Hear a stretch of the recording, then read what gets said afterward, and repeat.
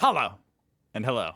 Thank you so much for joining me today, and welcome to Last Week in Germany, where I, some random ass American guy, use Reddit, news sources to figure out what happened last week in Germany so I can try to keep up. Let's do it. And of course, literally happening right now. Hold on. Do I got my sound? German government collapses again as Chancellor Olaf Scholz loses confidence vote. I think that was like heavily expected. Like everybody knew that was going to happen, but it happened today. Oh, breaking news. Apparently there was a shooting in America. So it was 394 ballots against him, 207 in favor. Okay, so it was not close. And okay, who's running? 7 major parties. Wow, imagine having 7 options. That must be nice. 4 of the 7 have made official announcements about their candidates. The CDU and the CSU make up one grouping. And then the Social Democrats, SPD, form another coalition. And according to Polymarket Markets, which is just like a free, well, not free, but it's a prediction market. It's like open, to pretty much anybody to use. Anyway, Germany parliamentary election, the CDU has a 91% chance of winning. Then again, the volume's extremely low on this. There's only like $5,000 total being bet. But nonetheless, seems like the CDU is the heavy favorite, huh? What do we got here? Help. A slightly different review of the year 2024 in Google search trends. Okay, interesting. Ah, wow, look at this. Farmer protest, Beckenbauer, which is the footballer who died. Navalny. I don't know what that is. Cannabis, of course. Aura, word of the year, right? Youth word of the year. Silt video, what is that? Trump, Taylor Swift, Olympics. Cool. And of course, most recently, Assad. Well, these two posts kind of go hand in hand. Habeck wants a billionaire tax for school renovation. And then, mildly interesting, Germany is in an economic crisis, but the number of billionaires continues to rise. Yeah, I think the economic crisis, whether in Germany or especially over here in America, seems like is only being felt by a certain segment of the population. The rich people seem to just be richer than ever. Then again, of course, this is kind of a flawed metric because 2024 euros are not worth what a 2020 euro was worth. You know what I mean? If you could do an exchange, you could scam some people if you could go back in time, give them some 2024 euros. Hey, take these. I'll take your 2019 euros. That doesn't really make any sense, but you know what I'm saying. And I'm just sitting here thinking about this. This is kind of an interesting metric. Because the one silver lining, stick with me here, the one silver lining is that you do want to see people moving up economically. So it might be even worse if there was just, 69 billionaires and they were the only people to ever become billionaires, and they just made it so that only them were the billionaires. Which they would probably do that if they could figure out how to do that. But at least some, there's a couple hundred other people that are at least getting to enjoy being a total extravagant, ridiculous lifestyle, making 100,000 times more than what normal people make. But what you would really rather see, I think, is like people moving from the lower middle class to the upper middle class, or to the middle, That's what I would like to see. Not millionaires becoming billionaires. Germany and France launch a direct high-speed train between Berlin and Paris. Whoa, I wonder how long that takes. It's hailed as a symbol of close friendship between the two countries. Okay. The bullet train, however, is unlikely to be a game changer At about 8 hours, the once-a-day service with German operator Deutsche Bahn ice trains offers an increase in convenience rather than any major time saving compared with other indirect connections. Okay. Last month, only 60%. That's a failing grade over where I'm from. Of its long distance trains arrived at their destination on time, which is defined as being under 6 minutes late. So, how many arrived, less than 1 minute late? Like none? Update from an Englishman in Deutschland. These are the best biscuits for dunking.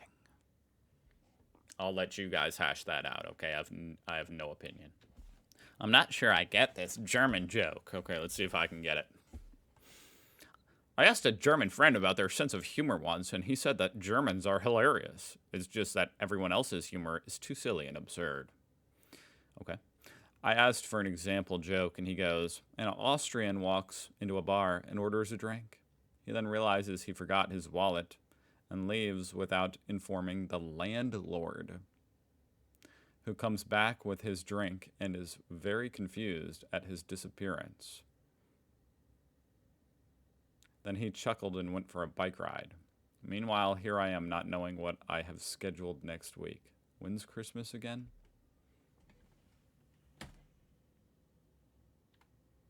Am I stupid? I'm mostly just stuck on why the landlord is the one serving drinks. Loneliness spreads in Germany. Loneliness is increasingly becoming a problem among young people and can have a serious impact on health. Isn't that fascinating? Young people. Typically, that becomes a problem for older people. When it's affecting young people, that's what's kind of surprising. And then again, it's not that surprising considering the world we've built around us focused on cell phones and screens. Around 60% of Germans suffer from loneliness, often, sometimes, or rarely. Okay, hopefully mostly it's rarely. Of those in the 18 to 39 age group, 68% said often, sometimes, or rarely. 36% of 18 to 39-year-olds said the feeling of loneliness weighs on them very heavily or quite heavily, while among 40 to 59 and 60 plus, the figure was only 19%. That's crazy. That's crazy. It should be flipped. You would think it was flipped. Which is also sad. It's sad that as you get older, sometimes it can be difficult to meet people or be in a social situation, especially after you retire and your family moves out. But for younger people, wow. What does that mean? Does it just mean people aren't getting into relationships? They're not having families as much? And the cell phone thing. I mean, that's obviously a big part of it. And just kind of a cultural thing, maybe. That's tough. Does social media alleviate loneliness? No! And definitely not some fake robot chat bot thing. That girl is definitely not alleviating anybody's loneliness. Cheapest city to live in and work. Okay, I'm kind of just curious what the top responses are. Hello, planning to work and move to Germany to practice nursing. Very good, very good. I love nature. I walk around, but since I'm starting my career and learn the language, I want to know in which city would be the best in terms of cost of living. Okay, let's see. Welcome to Germany. Our focus, West Germany. Ooh. Avoid the following cities due to rental prices. Munich, Frankfurt, Maine, Berlin. That's a lot of cities. However, I would also avoid the cheapest cities as they are often structurally weak and have other disadvantages. The nice thing about Germany is that there are really many interesting medium-sized cities here. I think that's pretty decent advice. I think the medium-sized cities are kind of probably a good combination of both. I'd like to live up, on the northern coast of Germany because the beach is cool. But that's not the point, is it? The point is which one's cheaper. Okay, we're going all the way back to this. because I really want to read some comments about it. Wasn't it expected? He has no majority. Wasn't it obvious literally to everybody? Yes, I think so. Lindner, the walking joke. Ooh. This situation definitely reflects a significant political and economic change in Germany, but it's not a doomsday scenario. Scholz losing the no confidence vote and the collapse of the coalition are big events, but they're part of how parliamentary system operates. Democracies are built to handle these crises through elections, and that's exactly what's happening. I like that. I like that. Economically, these are real structural challenges. Inflation and the energy crisis are putting pressure on households and industries. That said, the country's industrial base is still strong. Politically, the rise of the AfD is concerning, and the current polling numbers suggest public dissatisfaction. But we've seen similar trends across Europe. And mainstream parties, yes, indeed, similar trends across the world, really, as far as, kind of populist uprisings, incumbents being ousted, because of inflation and stuff.